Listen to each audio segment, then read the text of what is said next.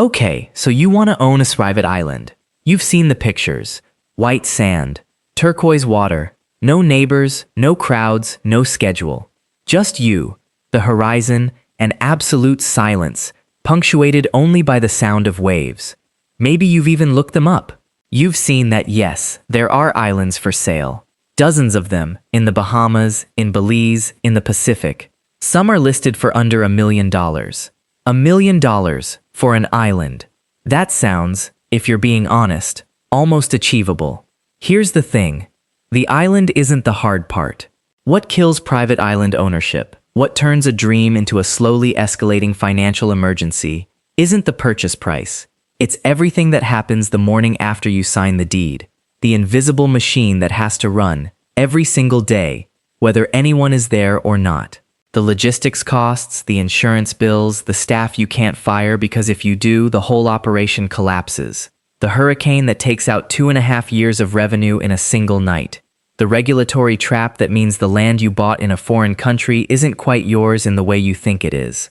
This video is about what it actually costs to own a private island. Not what the listing price says, not the fantasy, but the real, grinding, month-by-month economics of keeping one alive.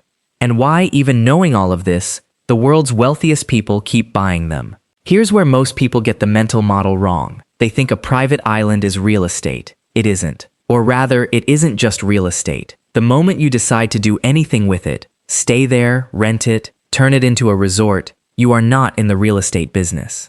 You are in the infrastructure business. You are building a small city, from scratch, in the middle of the ocean. A city that needs its own power, its own fresh water, its own sewage system, its own fuel supply, its own food supply chain, its own medical evacuation protocols. And unlike a city, yours has no tax base to spread the costs across, no municipal government to share the burden. There is only you, writing checks, month after month, for the privilege of owning paradise. That reframe, island as autonomous infrastructure project, is the thesis that runs through everything we're going to discuss.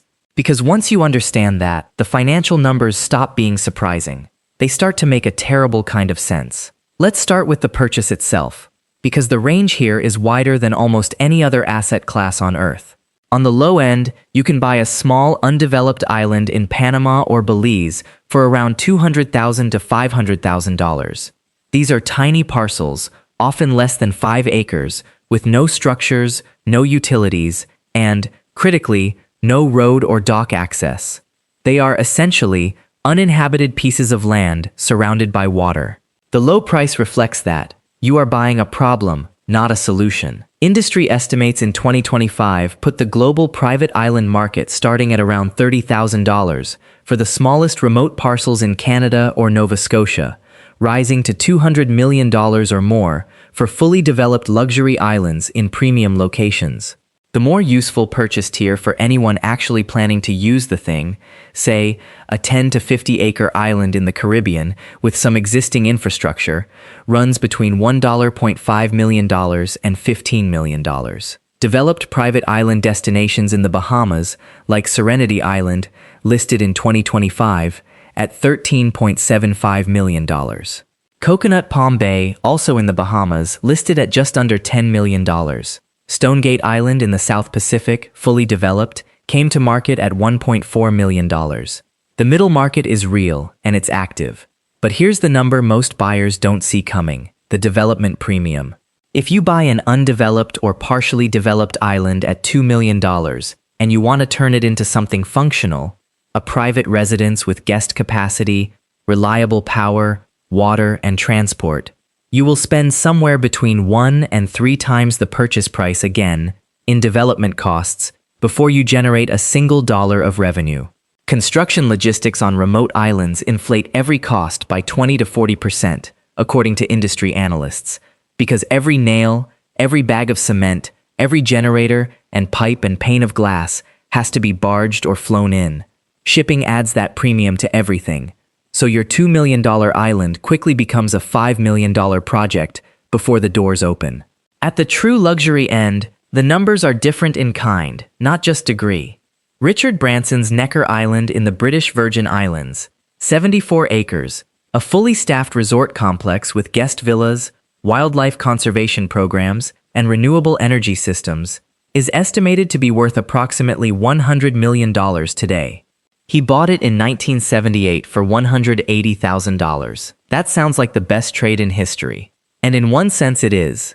In another sense, what happened in between was 4 decades of continuous capital investment, 2 catastrophic disasters, and a rebuild that cost tens of millions of dollars.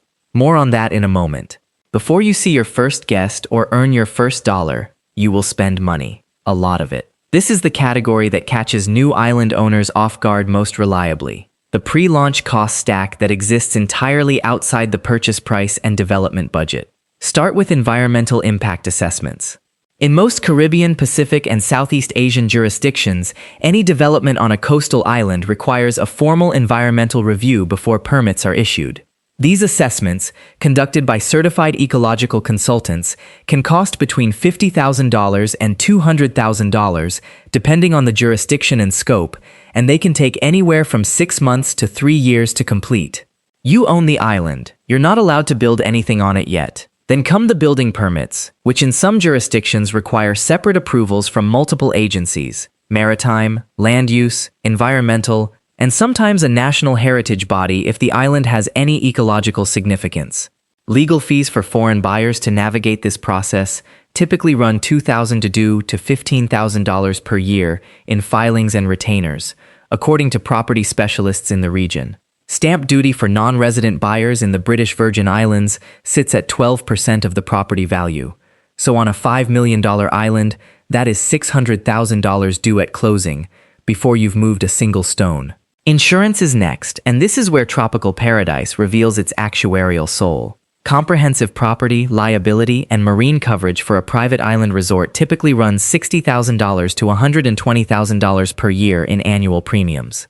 In hurricane zones, which includes the entire Caribbean, policies carry deductibles of 2 to 5% of insured value, meaning if your $15 million property takes a direct hit from a major storm, you could be personally on the hook for $300,000 to $750,000 before the insurance carrier pays out a single dollar. That's not a small number, and hurricane seasons don't care about your occupancy calendar. Add to that a supply barge, essential for any island without road access, which costs $500,000 to $2 million to purchase outright, plus annual fuel and maintenance. A seaplane or helicopter for urgent guest or staff transport runs $1.5 million to $5 million to acquire, with ongoing operational costs that track at roughly 10% of the aircraft's value per year. You have not opened for business. You have not had a single guest. And you've already spent, in many cases, more than the island itself cost to buy. Now, the revenue.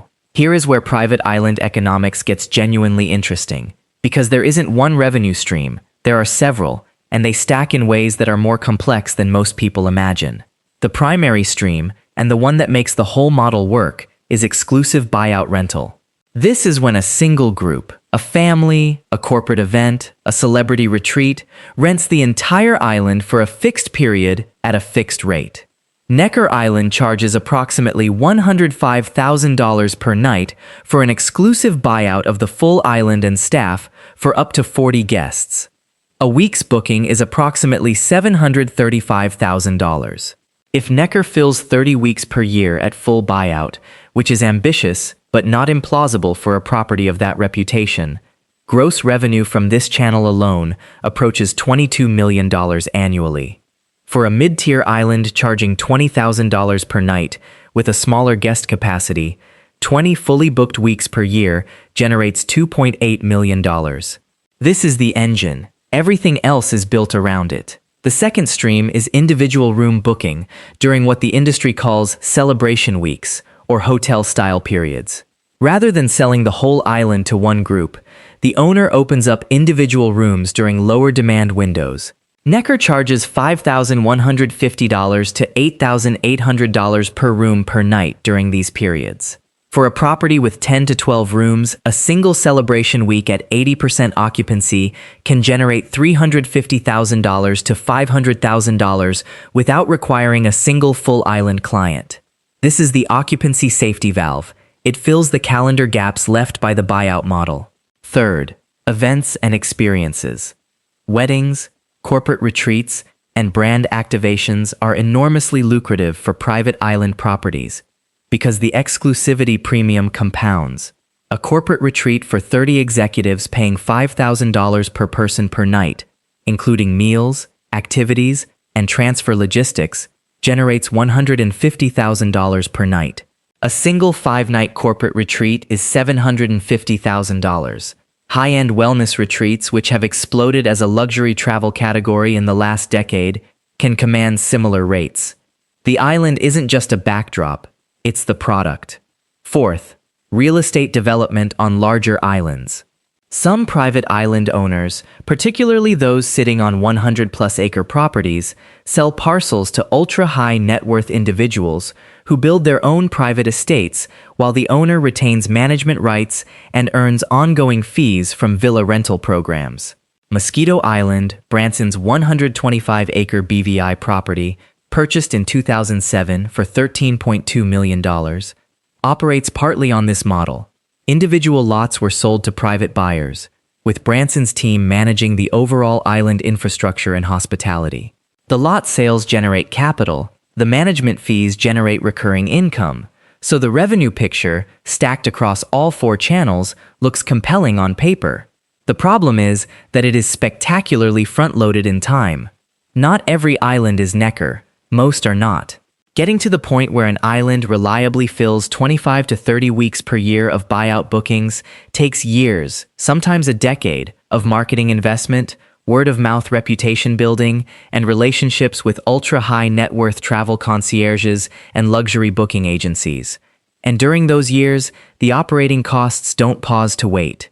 Keep this in mind when you look at the operating cost structure, because this is where the fixed cost trap becomes visible. A mid-tier private island resort, say, a property with 10 to 15 staff, a main villa, 3 to 4 guest bungalows, and basic amenities, carries monthly fixed costs that are essentially immune to occupancy levels.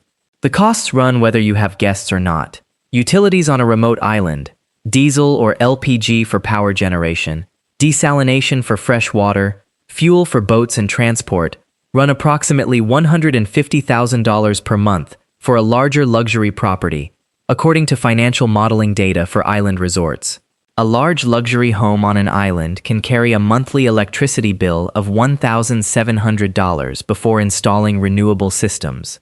Solar and battery installations reduce that dramatically, but the capital cost of those systems, typically $500,000 to $2 million, is its own line item. Property maintenance, landscaping, structural repairs, dock upkeep, marine equipment runs roughly $80,000 per month, industry analysts note. Salt air and tropical humidity accelerate the deterioration of almost every building material. You are not just maintaining a property, you are fighting the ocean's slow, patient effort to reclaim it. Payroll is the biggest fixed cost of all. A luxury island of moderate size typically employs a core year-round staff of 20 to 50 people, a general manager, chefs, housekeeping, boat captains, maintenance workers, and guest relations staff. Because the property is remote, wages must be competitive. You're asking skilled hospitality workers to live or commute to an island, and the premium for that is real. Annual staffing costs, according to industry estimates, run from $100,000 for the smallest operations to over $500,000 for mid-tier properties. For a full luxury resort, payroll alone can exceed $1.6 million annually, and payroll doesn't take an off-season. Even during the months when no guests are booked, the staff is there, because if they leave, the island goes dark. Add annual insurance, be $80,000 to $120,000. Marketing and travel agent commissions, typically 10 to 15% of gross room revenue. Legal and compliance fees, and the cost of the supply runs that stock the island with food, fuel, and consumables, often barged in on a weekly or bi-weekly schedule, and the fixed cost baseline for a mid-tier property easily runs $3 million to $4 million per year before any guest arrives. Annual operating costs as a percentage of total property value typically run 5 to 10% per year. meaning a $15 million property carries $750,000 to $1.5 million in annual costs, even if you do nothing with it. Now here's the structural risk that nobody explains clearly when they sell you on the private island dream, and this is the trapdoor. It's not the hurricane risk, it's not the construction overrun, it is the sovereignty gap. When you buy a private island, you do not buy a piece of land that operates under your rules. You buy a piece of land that sits entirely within the jurisdiction of a foreign nation or territory, and that nation's government controls almost everything that matters: what you can build, who you can hire, what permits you need, what environmental regulations you must comply with, and, crucially, whether you can operate a commercial hospitality business at all. In many jurisdictions, foreigners cannot hold freehold title directly. They must hold through a locally registered company, and the rules governing that structure can change with a change of government. In parts of Southeast Asia, foreign buyers are restricted to leasehold terms of 25 to 70 years. You're not buying the island, you're renting it for a very long time, with an expensive option to renew. Even in more favorable jurisdictions like the BVI, there are layers of restriction that don't appear in the listing brochure. Foreign buyers pay stamp duty at 12%, not the 4% rate available to local belongers. Any change of use, from private residence to commercial resort, requires separate licensing and ongoing compliance with hospitality and environmental regulations that the BVI government can tighten at any point. The regulatory cost isn't just the permit fee. It's the exposure, the risk that the rules governing your $10 million investment change after you've committed. And then there is the concentration risk that sits underneath all of this. A private island, unlike a hotel in a city, has exactly one location. It cannot be moved. If a hurricane hits, you don't redirect guests to another property. You close. Entirely. For months or years. If the jurisdiction you've invested in faces political instability, environmental regulatory crackdown, or a loss of airlift from nearby airports, your entire operation is affected simultaneously. There is no geographic diversification. There is no fallback. The island is the business, and the island is immovable. This is not a theoretical risk. It is the story of Necker Island. In September 2017, Hurricane Irma, a Category 5 storm with sustained winds of 185 miles per hour, the most powerful Atlantic hurricane ever recorded to that point, made a direct strike on the British Virgin Islands. Richard Branson, then 67, rode out the storm in his wine cellar. When it passed, essentially everything above ground on Necker Island had been destroyed. The great house, the guest villas, the infrastructure, gone. His son Sam posted a message on social media confirming all humans on the island were safe, and adding that, "A lot of buildings are destroyed. Here is the financial reality of what that meant." Necker Island was, at the time, generating approximately $80,000 to $100,000 per night in exclusive buyout rentals. At even 25 weeks of bookings per year, that was $14 million to $17.5 million in annual gross revenue. Hurricane Irma shut that down entirely. Not for a few weeks, for over 2.5 years. The rebuild, which included the restoration of the Great House, new guest villas, the installation of 3 giant wind turbines, a solar array of more than 1,230 panels, a 300,000-gallon rainwater collection system, and an entirely redesigned interior, required a massive capital commitment that has not been publicly quantified, but which industry analysts estimate comfortably exceeded $20 million. And this was not the first time. In 2011, 6 years before Irma, the Great House on Necker burned to the ground in a fire during a visit by Kate Winslet and her family. That rebuild cost tens of millions as well. Branson has rebuilt Necker Island twice in a decade, each time investing enormous capital, each time losing years of revenue. The island has suffered structural catastrophe more often than most hotel brands experience in a century. The difference between a catastrophic outcome and a recoverable one came down to a single variable. Branson had the balance sheet to absorb the loss and keep the staff employed through years of zero revenue. Most island owners don't. What does this look like in dollars? Let's run the numbers side by side. A good year for a mid-tier private island resort. 10 to 12 rooms, a team of 30 staff, located in a premium Caribbean destination, looks something like this. 25 weeks of exclusive buyout at $25,000 per night generates $4.375 million in primary rental revenue. 8 Celebration Week rooms booked at an average $4,500 per room per night for 4 weeks generates an additional $1.008 million. Corporate events and weddings contribute another $600,000. Total gross revenue, just under $6 million. After operating costs of approximately $3.6 million annually, payroll, utilities, maintenance, insurance, marketing commissions, and logistics, the operating profit is roughly $2.4 million, a margin of about 40%. Against an all-in investment of $12 million in purchase and development costs, the payback period at this rate is 5 years. A bad year is a different story entirely. A single major hurricane disrupts or cancels the booking calendar from August through December. 5 months. Exclusive buyout occupancy drops from 25 weeks to 10. Celebration Week bookings are limited or moved. Corporate events cancel. Gross revenue falls to approximately $2.1 million.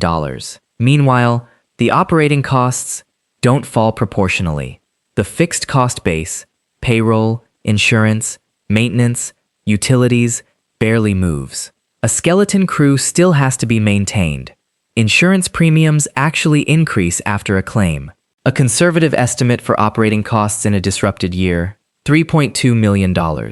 The island loses $1.1 million. The difference between the good year and the bad year is not just the absence of $6 million in revenue, it is the swing between $2.4 million in profit and $1.1 million in loss. That gap is $3.5 million, and you have to cover it from somewhere. This is why private island ownership, at the level where it actually generates income rather than just costs, is almost exclusively the domain of people for whom the island is not the primary asset. It is one node in a much larger financial ecosystem. So why do the wealthy keep buying? Not because island economics are secretly easy. They are not. They buy for 4 overlapping reasons, none of which appear in the listing price. The first is appreciation. Private islands are, by definition, a finite supply. There are only so many habitable, legally purchasable islands in desirable locations, and that number does not grow. The global private island market was valued at $8.1 billion in 2024 and is projected to reach $16.7 billion by 2033, a compound annual growth rate of 8.4%, according to industry analysts. Branson's $180,000 purchase is now worth an estimated $100 million. The operating losses over 4 decades are, in that context, noise. The second is tax structure. In jurisdictions like the BVI, there is effectively zero income tax on corporate revenue, zero capital gains tax, no inheritance tax, no gift tax, and no wealth tax. For an ultra-high net worth individual who structures the island ownership through the right corporate entity, the tax efficiency of the holding can be enormous, particularly if the island also functions as a genuine operating business generating legitimate hospitality revenue. The third reason is control. A private island is the only asset class on Earth that gives you complete, physical sovereignty over an experience. You cannot replicate what a private island provides: total exclusion, total privacy, total aesthetic control, anywhere else at any price. A penthouse cannot do it. A superyacht comes close but is not fixed. An island is a place. It exists.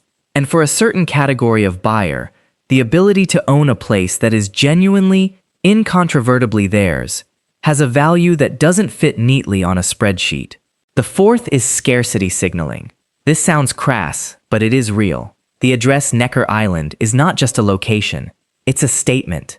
The Obama family vacationed there after leaving the White House in 2017. Princess Diana was a guest in the 1990s.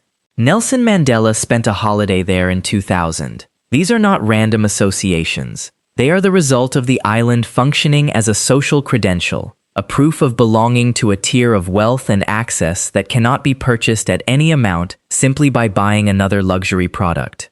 None of these 4 reasons are available to the buyer who purchases a $500,000 undeveloped island in the Pacific with dreams of building a boutique eco-resort. That buyer is not doing tax planning. That buyer is doing infrastructure development in an isolated location with no brand, no reputation, and no staff pipeline, in a jurisdiction whose regulations they may not fully understand, betting that they can build something with real operational excellence in a category where even well-capitalized, experienced operators fail. Some do, many don't. Here is the deeper truth the numbers reveal. A private island doesn't sell you seclusion. Seclusion is just the marketing. What a private island actually sells is operational self-sufficiency, the capacity to exist independently in a place the world cannot easily reach. And operational self-sufficiency is expensive, fragile, and relentlessly demanding. The ocean is patient. It corrodes the dock. The hurricane comes eventually. The permits need renewal. The staff needs feeding, housing, and paying, month after month, in every season, regardless of occupancy. The people who win at private island ownership are not the ones who romanticize the silence. They are the ones who understand that the silence is a product, manufactured at enormous ongoing cost, by an invisible machine of logistics and labor and capital that never stops running. They buy knowing that the island will demand more than they expected. They buy anyway, because they have the resources to absorb what it demands, and because the thing they get in return, a fixed, permanent, irreplaceable place of their own in the world, cannot be approximated by anything else money can buy. And when the hurricane comes, and it will, they rebuild. Because an island is not an investment, it's a commitment.